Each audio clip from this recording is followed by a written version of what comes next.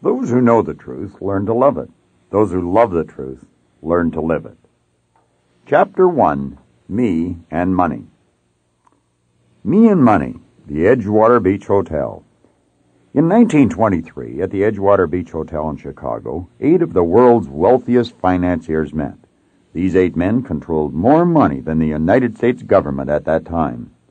They included the president of the largest independent steel company, the president of the largest gas company, the greatest wheat speculator, the president of the New York Stock Exchange, a member of the president's cabinet, the greatest bear on Wall Street, the head of the world's greatest monopoly, the president of the Bank of International Settlement.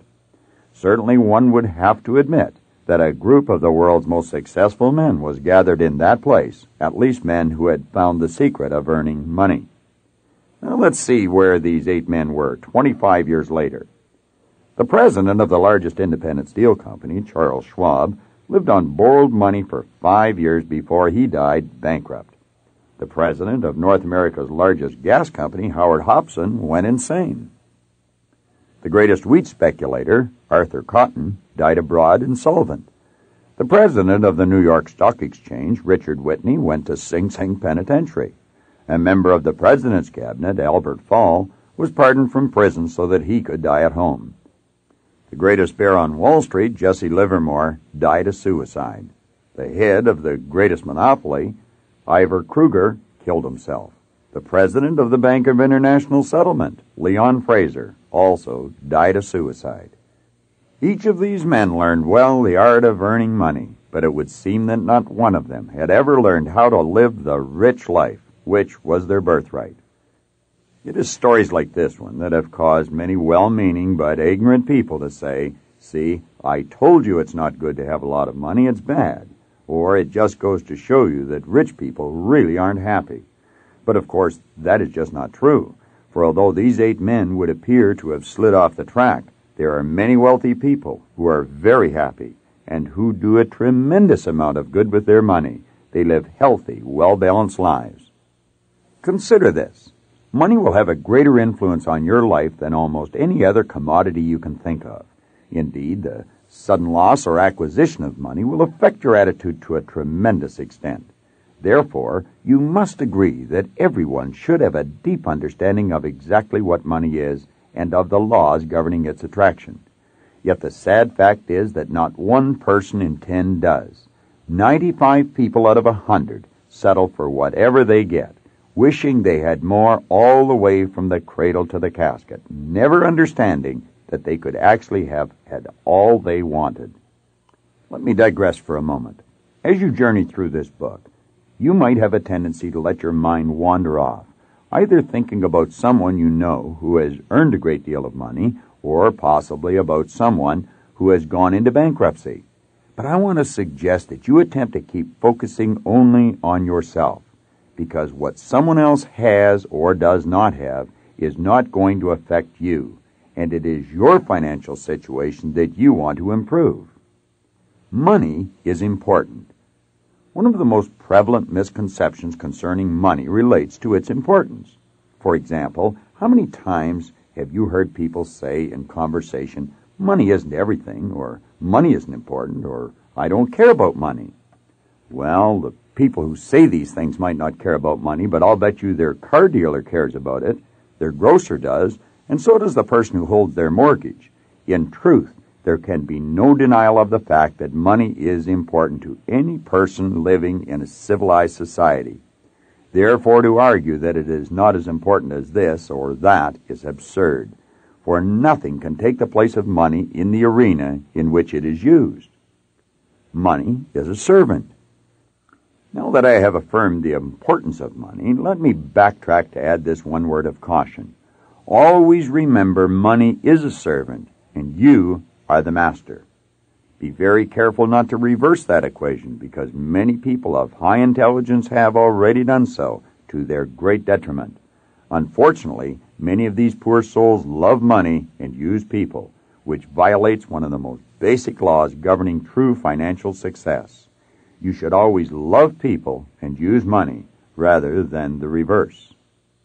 Another myth many people like to accept about money is that it only comes as a result of luck or good fortune. For instance, whenever people gather to talk about someone they know who has been financially successful, there is always someone among them who will say, Harry was just lucky, or Harry was just in the right place at the right time. But I want to assure you in no uncertain terms that although luck, as we call it, obviously plays some part in financial success, it is never sufficient in and of itself, because money is an effect, and it must always be earned. Believe me, there are no free rides in life, and the only people who are making money the easy way either work in the mint or are on their way to jail, if they have not already arrived there. Therefore, always bear in mind that while good fortune is a factor in financial success, it must always be coupled with effort and hard work. Money must circulate. A third thing you should know about money is that it is valuable only as long as it is being used. For once it has been taken out of circulation, it becomes as worthless as the old newspapers or empty beer cans that have been stashed away in the attic. To understand the truth of this principle, consider the following story. On a bookshelf in my home, I have a silver beer stein that was given to me as a gift for a speech I made. Now, whenever I go into my house, I take all of the change from my pockets and put it in the cup.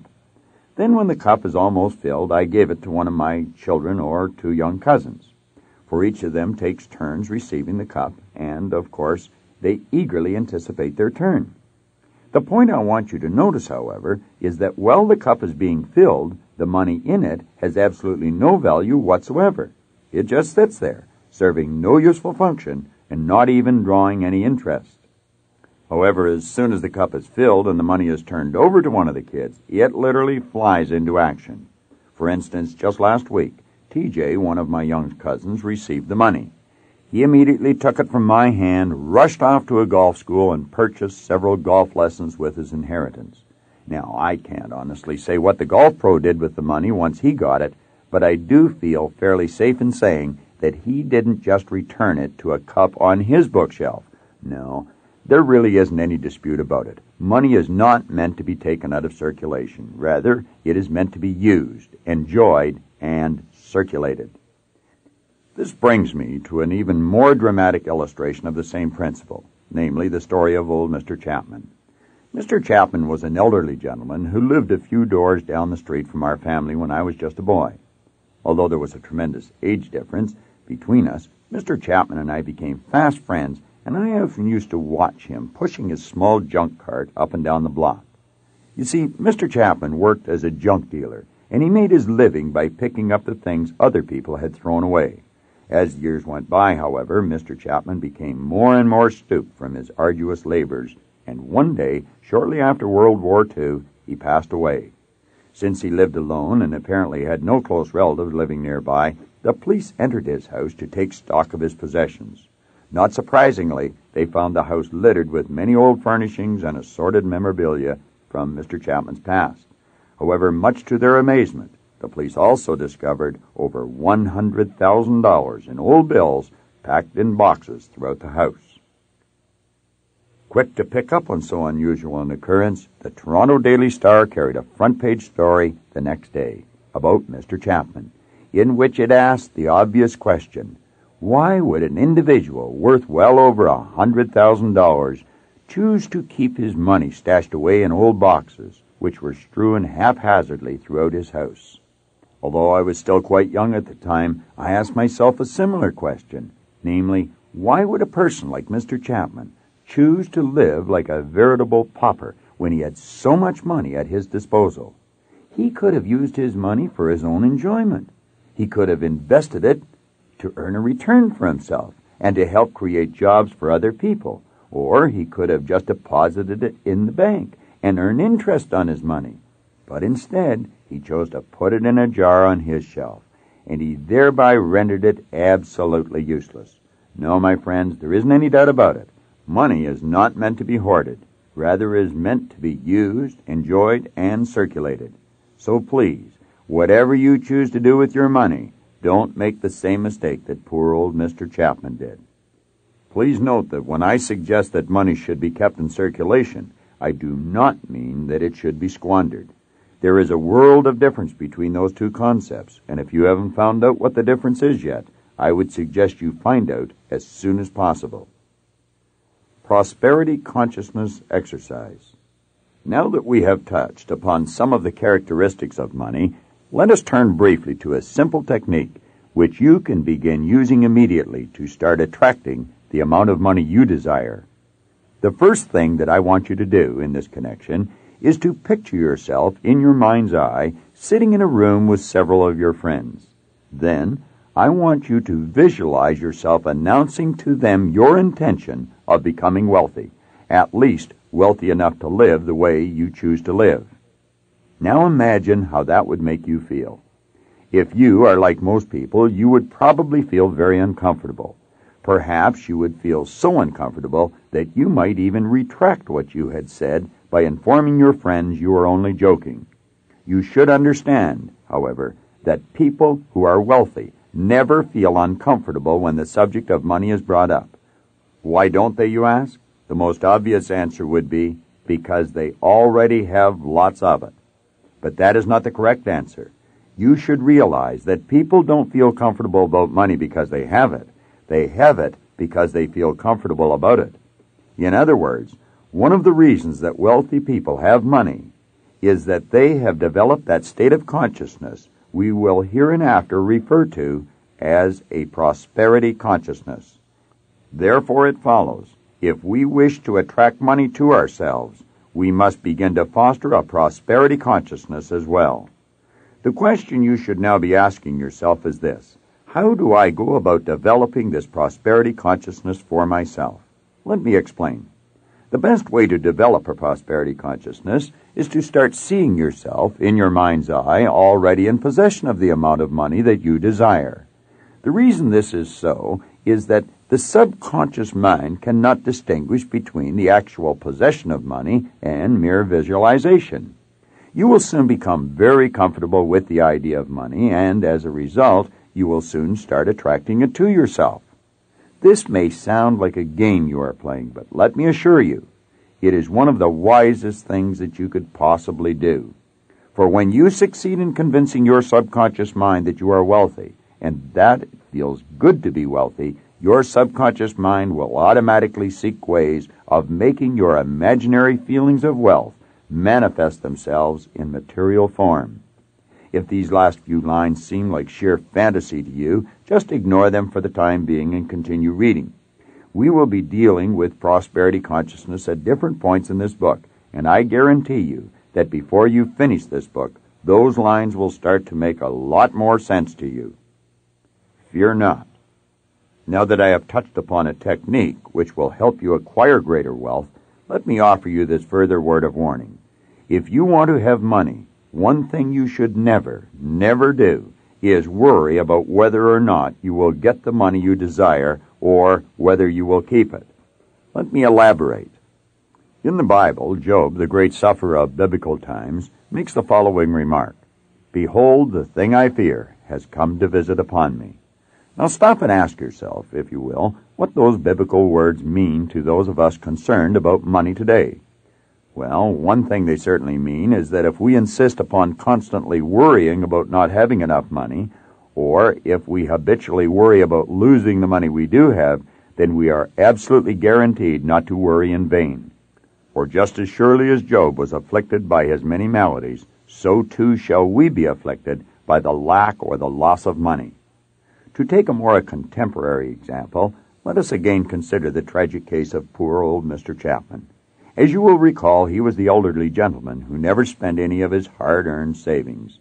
But the question is, why didn't he? Most likely it was because he was afraid if he spent his money, he would become poor, and hence would be forced to live like a pauper. The irony was, however, that because of his fear, he lived like a pauper anyway. Or, to be more biblical about it, the thing that he feared most came to visit upon him. In a latter chapter, you will be given a fuller explanation of the paradox of why we attract into our lives the very things we least desire. But for now, suffice to say, worrying about money is always extremely counterproductive. This principle holds true even if you rationalize your worry with the old platitude that you are just saving a little for a rainy day. I must put forward one other caveat at this time, which is this. If you really want to significantly increase the amount of money you are presently earning, the first thing you must do is learn to pay substantially less attention to what others around you are saying and substantially more attention to what that quiet voice that speaks within you is saying. Put more prosaically, what I am saying is this. You must strive to become much less susceptible to influences outside of yourself and much more inclined to trust the instincts and feelings that lie within you. Let me elaborate. Most people who fail to accumulate enough money to live in the style they choose are the same people who are most easily influenced by other people's opinions.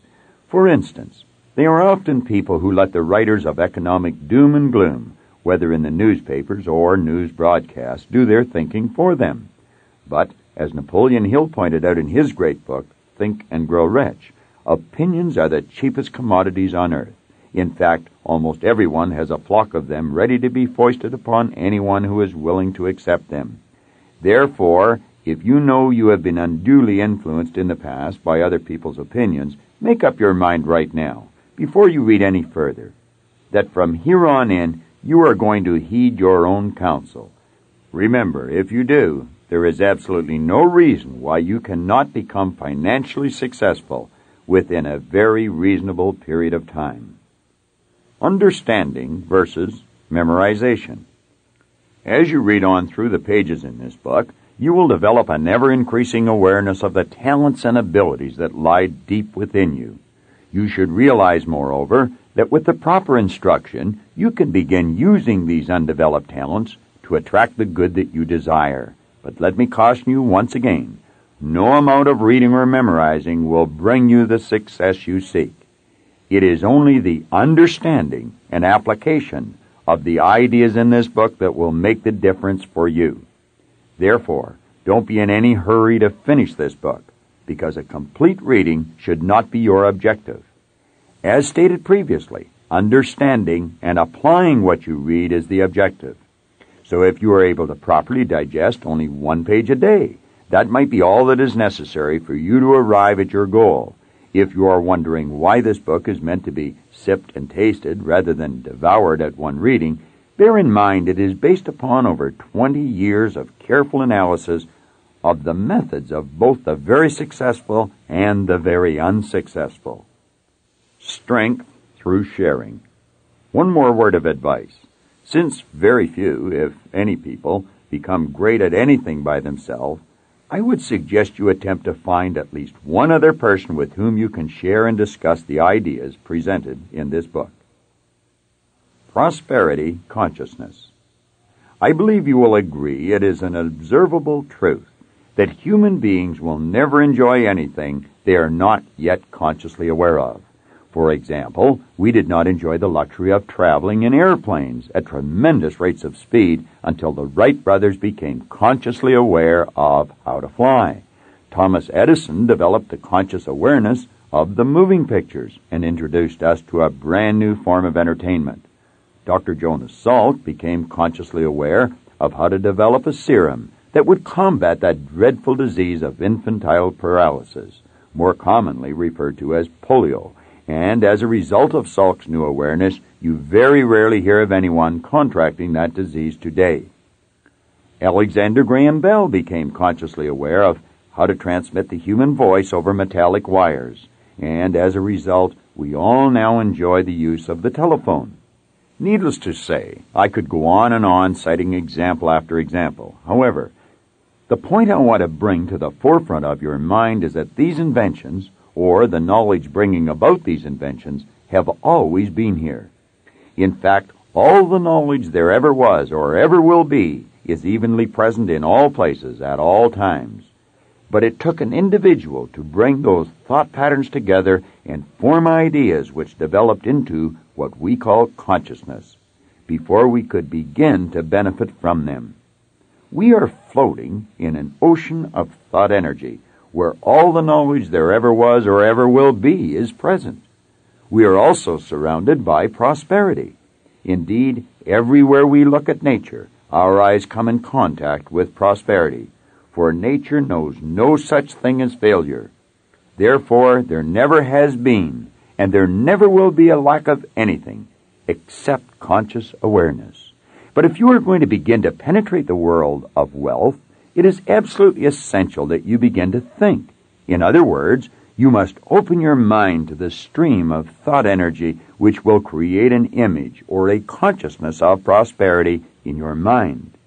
You are well aware there are literally thousands upon thousands of honest, good, hard-working people who labor diligently for their entire stay on this planet, yet never become wealthy.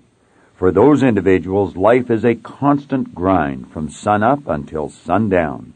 But the ideas presented on these pages have been put here in the hope they will jar your mind and inspire you to open it up to this new type of thinking we have alluded to.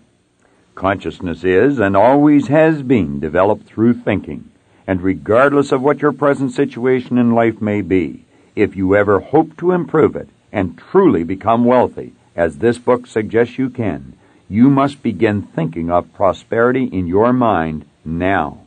Not when you finish the book, not when you finish the chapter, not tomorrow or next week, next month, or next year. It must be done now. Thinking is the highest function of which a human being is capable, yet unfortunately, very few people think. They merely trick themselves into believing that because there is some mental activity taking place in their mind, they are thinking. But the truth is, most people are simply exercising the mental faculty called memory. They are playing old movies, so old pictures just keep flashing back on the screen of their mind. It is imperative, therefore, that you begin this new way of thinking at this moment, because as you do, every fiber of your being will become filled with this new thought energy. Your body is comprised of millions upon millions of cells, and each one of them is influenced in its movement by thought impulses. So the second you begin entertaining relaxing thoughts, your body becomes relaxed. The instant you begin entertaining worrisome, fearful thoughts, your body becomes rigid and tense. As you begin to hold thoughts of prosperity, and you begin thinking of yourself as a very wealthy, prosperous individual who is surrounded by an ocean of thought energy, who is swimming in a sea of plenty, your body and mind will instantly move into a prosperous vibration, and you will begin to attract, just like a magnet, everything necessary for you to become wealthy. I know to the uninitiated, these ideas are just about as bizarre as anything a person could think of. Nevertheless, they are true. For mental awareness of prosperity always precedes wealth in your material world. It is not difficult, therefore, for children today born into families of great wealth, like the Kennedys or the Bronfmans, to think these prosperous thoughts and to have the prosperity consciousness, since that is the only type of thinking they were subjected to right from birth. We say they have been conditioned in or to prosperity. However, the majority of people have not been born into that kind of an environment, and so they were not surrounded by that type of thinking. We must therefore develop an understanding of, number 1, how we have been conditioned, number 2, why we are getting the results we are getting, and number 3, how we can change our way of thinking or our conditioning. That is not an easy thing to do. It takes much discipline. It takes a tremendous desire. It takes a lot of diligent effort, which is the probable reason so few people ever actually change. Yet I want you to know that regardless of how difficult it may be, it can be done, and it can be done in a relatively short period of time. The compensation you will receive for your effort will delight you. I know because I have done it, and I know many, many other people who have done the same thing. Now it is necessary for you to do it. The very fact that you have picked up and started reading this book is all the proof you will ever need that you truly do have a desire to change. Moreover, there is a way, a sure way, for you to receive your desired good, and this book will outline the way for you. There is real power within you. Below the level of your consciousness is the great treasury of your subconscious mind. And that is the part of your personality we want to begin to influence through our new thought patterns. In order to make the issue definite and concrete, consider the following statement. Any idea, plan, or purpose may be planted in the subconscious mind by repetition of thought, empowered by faith and expectancy. You might be asking, can this statement be demonstrated to be true through experimentation and observation? Or is there any known method or technique by which the proof may be secured? And if there is such a method or technique, is it available to everyone? These questions can all be answered with an emphatic yes. As you read, test, and experiment with the ideas that will come to you in the following pages, you will answer all of these questions for yourself. And it is necessary that you answer them for yourself, because as human beings, we will not truly believe something until we do actually discover it for ourselves. This book was written in the sincere hope that it would lead you to the many discoveries that lie within you by the repetition of these prosperity ideas. You must begin to see money as an obedient, diligent servant that you can employ to earn more money, and that you can use to provide services far beyond the service that you could ever physically provide. It is necessary that you feel comfortable when you talk about money, because you have truly been born rich. You have all the mental tools necessary to attract the thoughts you are surrounded by, to create the consciousness that you must create in order for you to have the wealth you choose to have. Lack and limitation can only exist when we make room for them in our mind. But prosperity consciousness knows no lack and no limitation. Resolve to completely remove the lid from your marvelous mind with respect to your own earning ability, and understand that the wealth you are seeking is, and always has been, seeking you in return.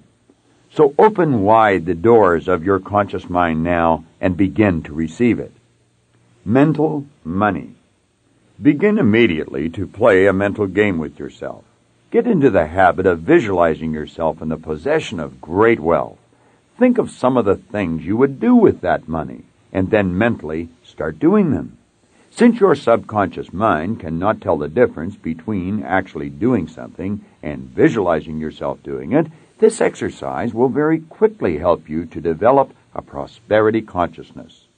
Remember, it is an absolute law of your being that you must have something mentally before you will ever have it physically.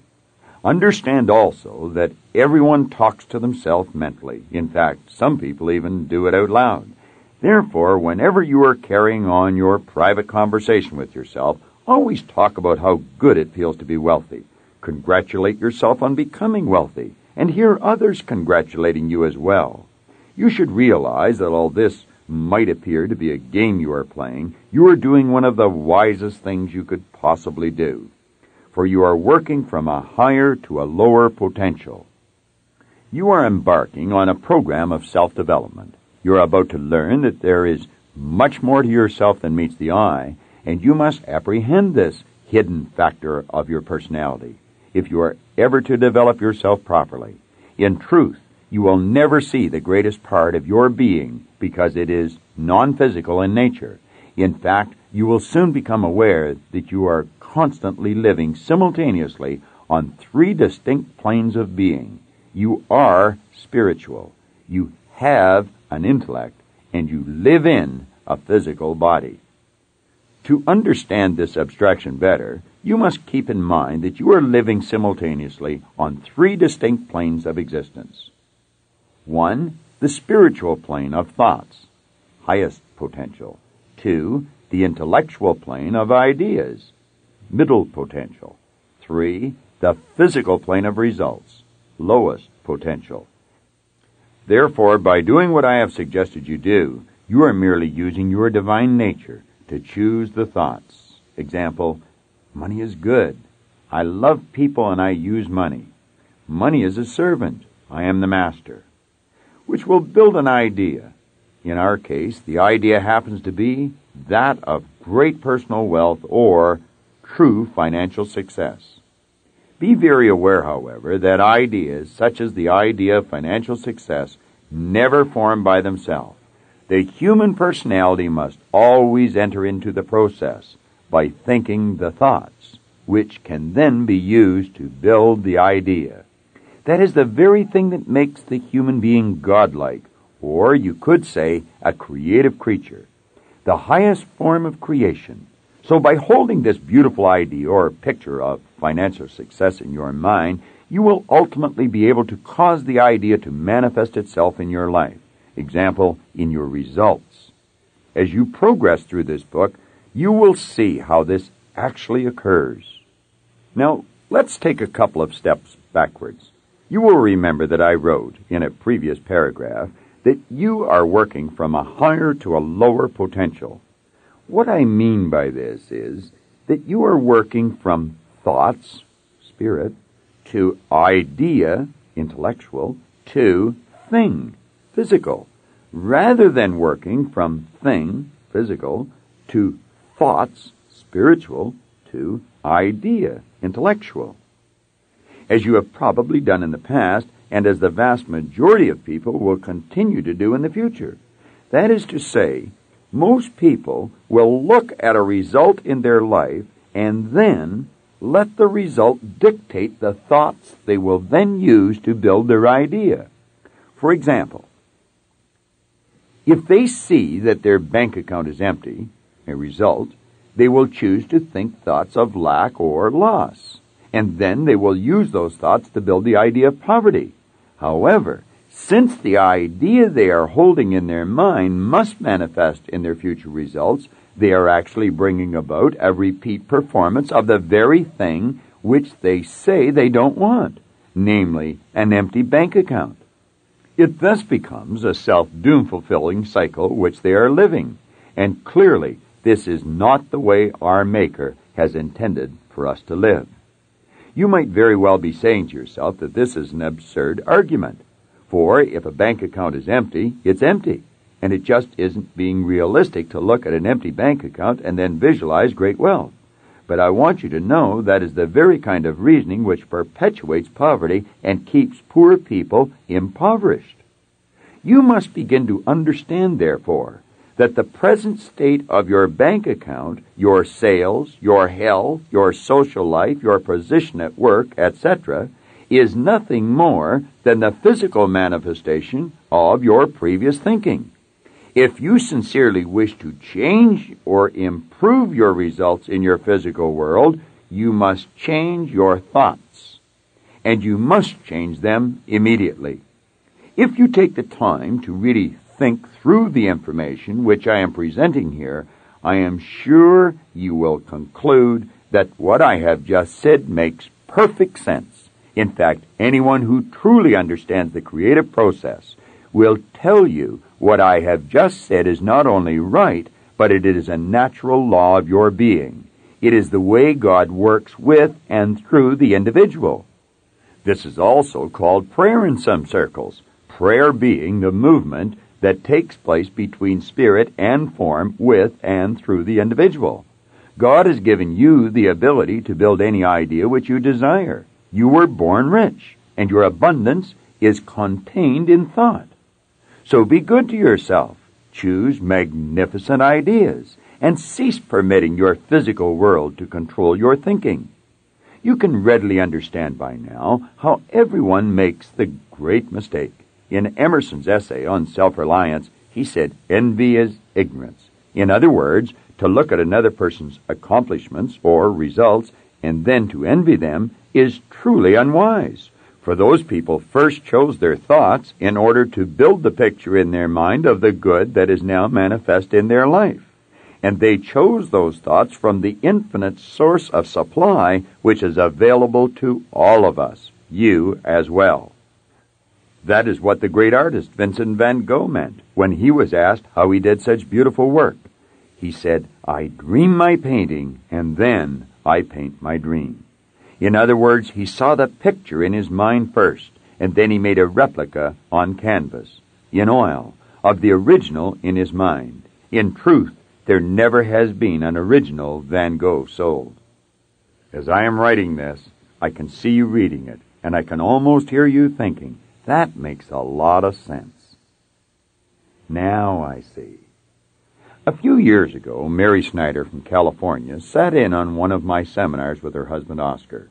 She gave me a quote by Lincoln, which I truly love and which I have shared with thousands of people.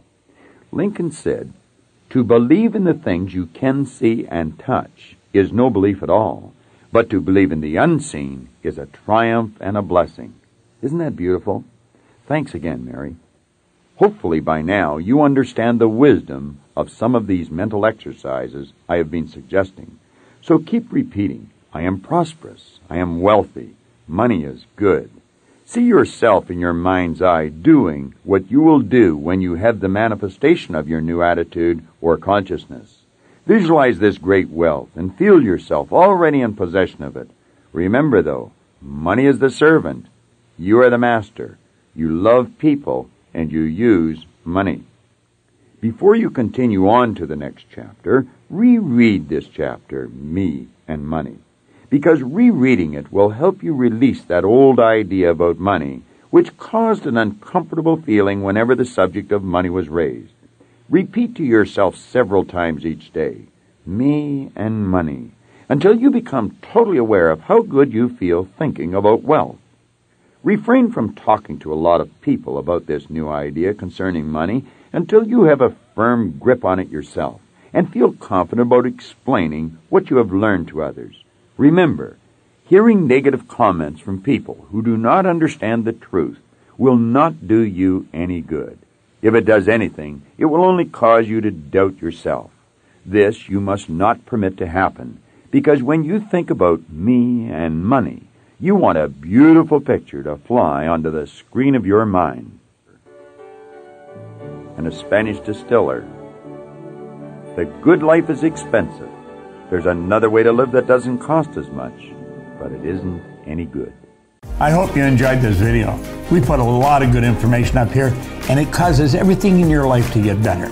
If you'd like us to notify you every time we put a new video up, hit subscribe and then turn on notifications. Check out all our videos, and we will notify you when we put a new one up.